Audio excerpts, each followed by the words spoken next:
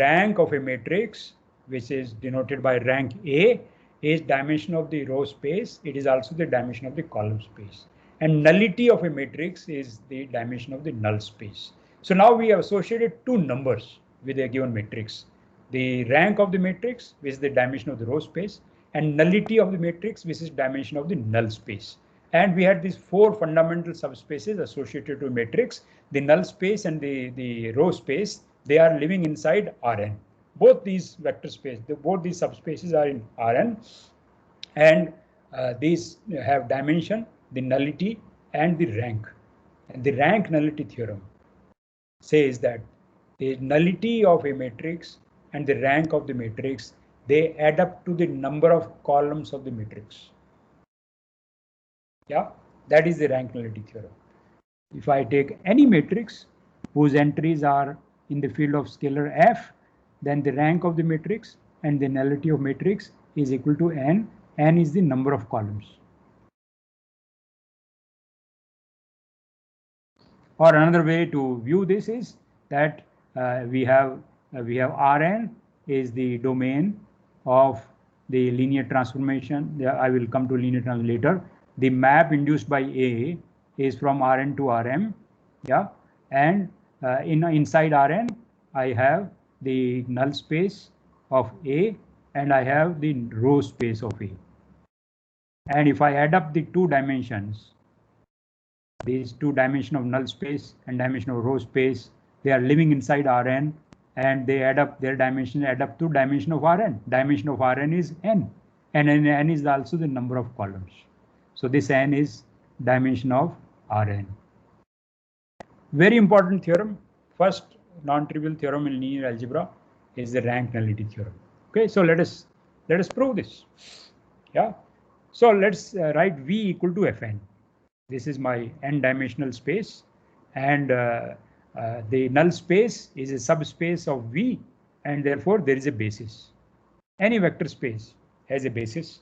So I write a basis of null space of A. So K is the nullity of K is the nullity. Suppose K is the nullity of A. So a basis of the null space has K vectors. These are linearly independent vectors. Their linear span is the null space of A, and the null space of A is living inside Rn, and any set of linearly independent vectors can be extended to a basis of the whole space.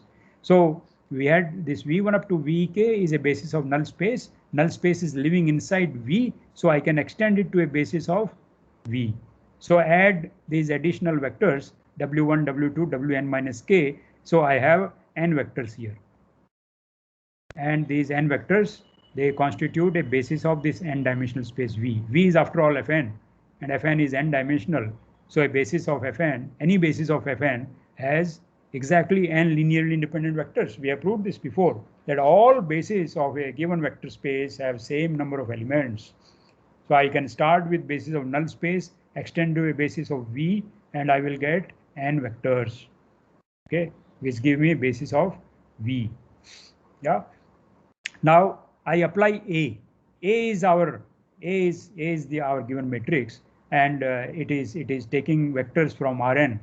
It is taking vectors from Rn and producing vectors on Rm. Okay.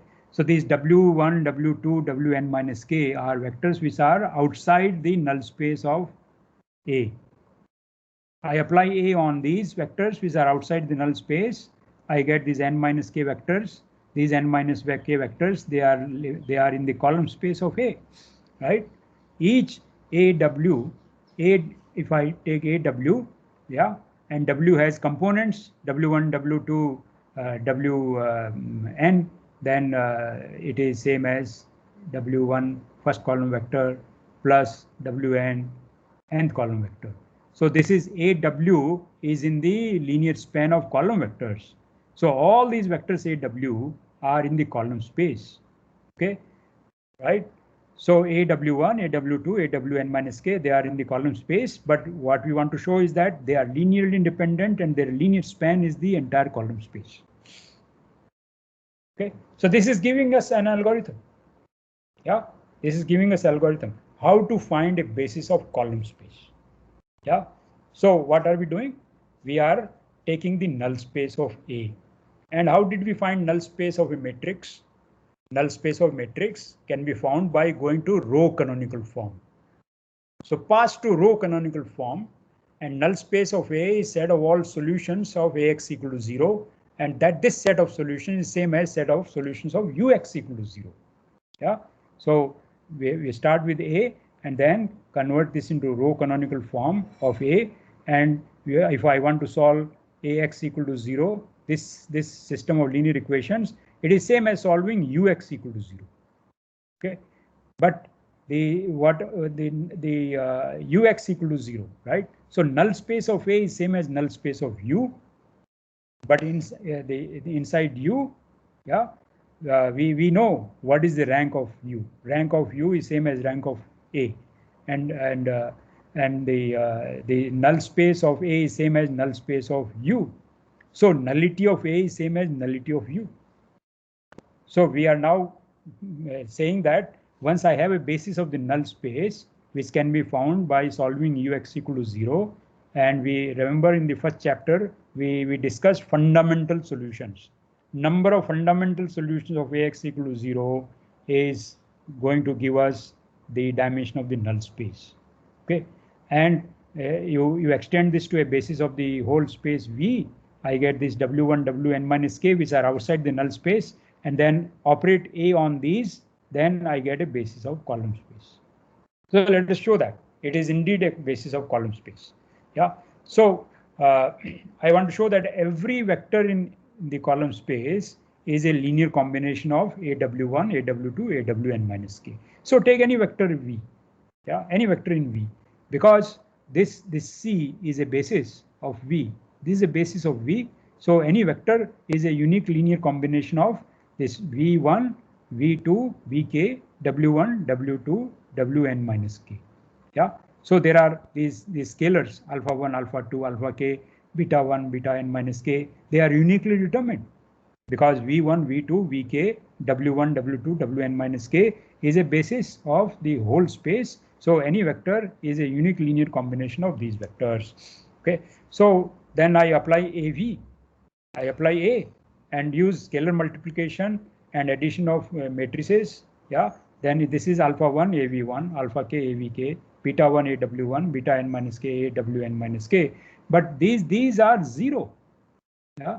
These vectors are 0 because V1 up to Vk are in the null space of A. So AV1 is 0, AVK is 0, and therefore I am left with beta 1 AW1, beta n minus k, AWN minus k. So AV is this. But column space of a matrix is really AV, set of all AV, where V is in Fn. And it says that these are linear combination of AW1, AWN minus k, and therefore the column space is same as the linear span of AW1 and AWN minus k. Yeah, is this clear? The column space is the linear span of AW1, AWN minus k.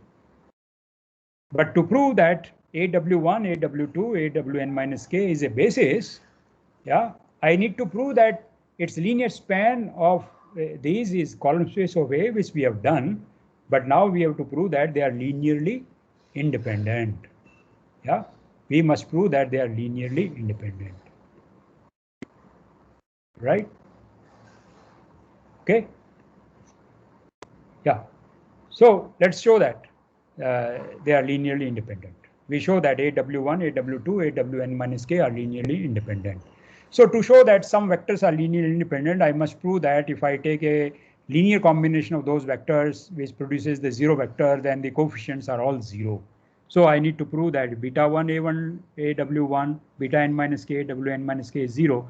Then each beta is, we want to show this implies that each beta is 0 for all I. Okay. So this linear combination is same as A operating on beta 1 W1 beta n minus k Wn minus k. So this vector is in the null space of A. Yeah, this vector belongs to null space of A because A times this vector is 0. But we know a basis of null space. Null space is linear span of V1, V2, Vk. And this is the basis of null space by our choice. And so therefore there are scalars, because this vector is in null space. This is a unique linear combination of this vector is a unique linear combination of v1, v2, vk, because the right hand vector is in the null space of A. Okay, but this gives me a relation. This gives me a relation, linear relation among v1, v2, vk, w1, w2, wn minus k. But v1, v2, vk and w1, w2, wn minus k was the basis of v. And so once you have a linear combination of vectors in a basis which produces zero vector, all coefficients are zero. So therefore by linear independence of these vectors, I get all the beta i's are zero and all alpha i's are also zero. And that's what we wanted to show. We want to show that AW1, AW2, AWN minus k are linearly independent. And so we took a linear combination which produces zero vector and showed that all the coefficients are zero. So that shows that AW1, AW2, AWN minus k are linearly independent. Therefore, this is the basis of column space. And if this is the basis of column space, then column space, dimension of the column space is equal to dimension of the row space. Dimension of row space is rank of the matrix. Rank of the matrix is n minus k. Nullity of the matrix is dimension of null space of A. Null space was spanned by linearly independent vectors v1 up to vk. So this was equal to k. So n minus k plus k is n, and that is the number of columns. That's the rank nullity theorem. Yeah, very simple application of the idea of basis.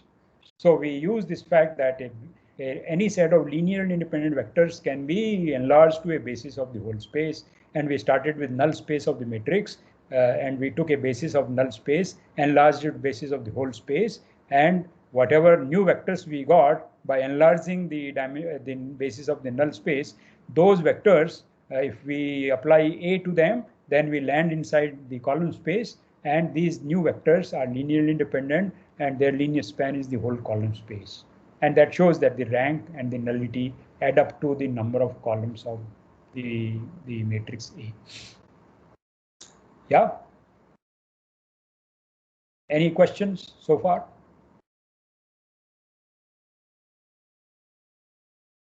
Okay. Yeah, so let's proceed. Yeah, so we want to show rank in terms of determinants. We introduced determinants, and our idea was to get the number, important number called rank of a matrix. With a matrix, we will associate many things in this course. Yeah, the real object is study of a matrix. The matrix contains a lot of data. Yeah, in real life, matrices are million by million or very huge matrices which have all kinds of data. In fact, whatever many applications that you are using nowadays, they are actually stored in matrices. Okay, they are stored in matrices. So coordinates of all the cities in the world, they are stored in matrices. And Google Map, when you are moving from one place to another, you are actually making a path in the matrix. Okay, so linear algebra is extremely important in modern applications because in modern era, the data is very, very important to do various things. And the data is arranged in computer in a matrix. And then we have to understand the properties of the matrix in order to derive applications. So rank is a number associated with the matrix. Then we have also associated 4 subspaces with a matrix. Yeah, the null space, the row space, the column space, and the null space of A transpose. These vector spaces are also extremely important. Yeah, in applications, these 4 fundamental subspaces.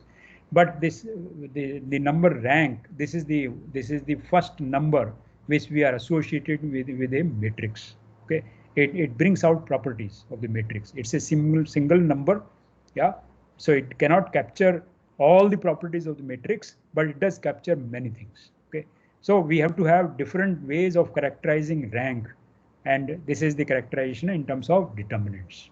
Yeah, so determinant of an R by R submatrix of a matrix, given matrix, is called a minor of order R. Yeah, so a matrix has lots of submatrices. Yeah, so their determinants are minors, but the size of that submatrix is called the order of the minor. Yeah, So if I have, let's say, 2 by 3 matrix, there are 6 entries in a 2 by 2 matrix, and I can make this submatrix. Yeah. So this submatrix, this is a 2 by 2 its determinant is a 2 by 2 minor. I can take this submatrix and find its determinant. This is a 2 by 2 minor of the given matrix. Yeah. Or I can take this 1 by 1 matrix. That is called a minor of order R, or order 1. So given a matrix, we have submatrices. Look at square submatrices, which are obtained by throwing away certain rows and certain number of columns. So you are left with R rows and R columns. That is a submatrix. Its determinant is called the minor of order R. Okay. So how to find rank in terms of minors? So matrix A has rank R if and only if some order R minor of A is non-zero and order R plus 1 minor of A is 0. Okay. So if suppose I have this 2 by 3 matrix, when do I say it has rank 1? Its rank will be 1 exactly when there's a 1 by 1 minor which is non-zero, which means there's a non-zero entry, and all 2 by 2 minors have to be 0. So there are 3 by 3 2 by 2 minors in this 2 by 3 matrix. There are 3 2 by 2 minors. So if the rank is 1, then all these 2 by 2 minors will be equal to 0. That's what it says, that the rank can be detected. If you say the rank of a matrix is R, then you look at all the minors of order R in the matrix. One of them has to be non-zero if the rank is R. And all the minors of bigger order than R, they have to be 0. Okay. So rank is detected by having non-zero minors. So you look at various minors of the matrix, and the largest size of the non-vanishing minor is precisely the rank of the matrix. Okay. So let's prove that. So suppose the rank is R. I want to show that there is a R by R minor which is non-zero. And I want to also show that all the minors of bigger order than R, they're all 0. Okay. So rank is A. Rank of A is R. This means that the row space has dimension R. Okay. And the column space also has dimension R. So if you go to the row canonical form, then if the rank is R, rank of the column space is R, and therefore in the row canonical form, R column vectors will be linearly independent, and these are the columns in the row canonical form which contain the pivots. So identify the pivotal columns in the row canonical form, go to the same columns in A, they are going to be linearly independent. So pick R linearly independent columns of A. Not all of them may be linearly independent. Okay. So if the rank of the matrix is R, then I can pick R linearly independent columns. Okay. Now throw away the other columns of the matrix. Okay. Throw away the other columns of the matrix. Then rank is R. So B be the M by R matrix consisting of these R columns. So I identified the certain columns which are linearly independent, and now you throw away the other columns. Okay. So matrix is M by N, and these are R columns. I have thrown away other columns, so I get a M by R matrix. Now, because these vectors are linearly independent, the row space has same dimension as the column space. Column space has dimension R, so row space has dimension R. So when I look at the rows of this matrix, this submatrix, there will be R rows which are linearly independent. Okay. Rank of B is R, and therefore some R rows of B are linearly independent. So after I threw away these columns which are linearly dependent, yeah, I do the same thing. I pick row vectors which are linearly independent. So there will be R row vectors which are linearly independent, and therefore I have identified an R by R submatrix, and this R by R submatrix, I want to show that its determinant is non-zero, to show that the minor is non-zero. Yeah, determinant of this matrix is non-zero because this matrix is invertible. A square matrix whose column vectors are linearly independent is an invertible matrix. Yeah, why? Why a square matrix whose column vectors are linearly independent is an invertible matrix. To show that some matrix is invertible, I have to show that Cx equal to 0 has only trivial solutions. Yeah, but Cx equal to 0 is same as saying that x1 C1 plus xr Cr is 0, where C1, C2, Cr are the column vectors of C. Cx can be viewed as linear combination of C1 up to Cr. This is equal to 0. Yeah, but C is determinant of C is non-zero because this Cx equal to 0, because the column vectors are linearly independent. This linear combination equal to 0 of column vectors implies that xi's are 0, and therefore Cx equal to 0 has only trivial solution. And by one of the characterizations of invertible matrices, we showed that if Cx equal to 0 has only trivial solution, then C is invertible. And invertible matrices are non-zero determinant. This also we proved earlier. Okay, so therefore we have proved that there is a R by R minor which is non-zero if the rank is R. Now I want to show that higher order minors are all equal to 0. So take any R plus 1 by R plus 1 submatrix of A without loss of generality. We can take N to consist of first R plus 1 rows and columns. It doesn't really, the argument is the same. So I have first R plus 1 rows and first R plus 1 columns of A, and since the interchange of rows and of columns, it doesn't change the rank of the matrix. Yeah, the rank doesn't change if you interchange the column vectors or row vectors. Yeah, so since determinant of n is not 0, suppose this is the R plus 1 by R plus some matrix, and suppose that its minor is non-zero, that means its determinant is non-zero. Once determinant of this square matrix is non-zero, then R plus 1 rows of n and hence R plus 1 columns of A are linearly independent by this argument which I gave about Cx. Yeah, but that will violate the fact that the rank of A is R. So if determinant of an R plus 1 by R plus 1 submatrix is non-zero, that will imply that these R plus 1 rows and R plus 1 columns are linearly independent. Okay, so but that is not the case because rank of A is R. Okay, you can prove the converse yourself. Okay, so that is the criteria for rank of a matrix. So I have explained you several ways to find rank of a matrix. You can detect rank of a matrix by going to row canonical form. Yeah, number of non-zero rows in the row canonical form is the rank of the matrix. This criterion is rank in terms of minors. That rank is R. So look at the minors of various sizes in the matrix, and the size of the largest non-zero minor in the matrix is the rank of the matrix. So if you say rank is R, then there will be a submatrix consisting of R columns and R rows of the matrix, which will be invertible matrix. That is the interpretation of rank of the matrix. Yeah, existence of square submatrices which are invertible sitting inside A. Okay, and look at the largest submatrix which is invertible, and the size of that matrix is called the rank of the matrix by this theorem. All right, so this is our chapter. I finished the chapter on vector spaces, dimension of a vector space, and then we have concluded by this important theorem called rank nullity theorem of a matrix, which is connecting these two subspaces. Out of the 4 fundamental subspaces, now we have connected these two subspaces, that these two subspaces have complementary dimension. The row space and the null space, they are living inside Rn.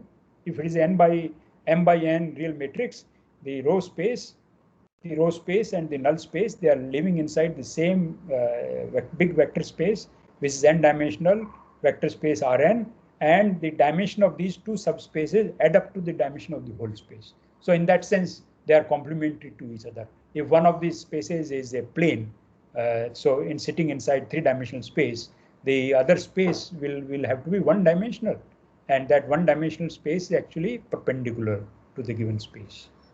Okay, because null space is perpendicular to the row space. All vectors in the null space are perpendicular to every vector in the row space, and these two spaces, they are complementary to each other. Their dimensions add up to the dimension of the whole space. And another way of saying that is rank of a matrix and the nullity of the matrix they add up to the number of columns of the matrix. That's the rank nullity theorem.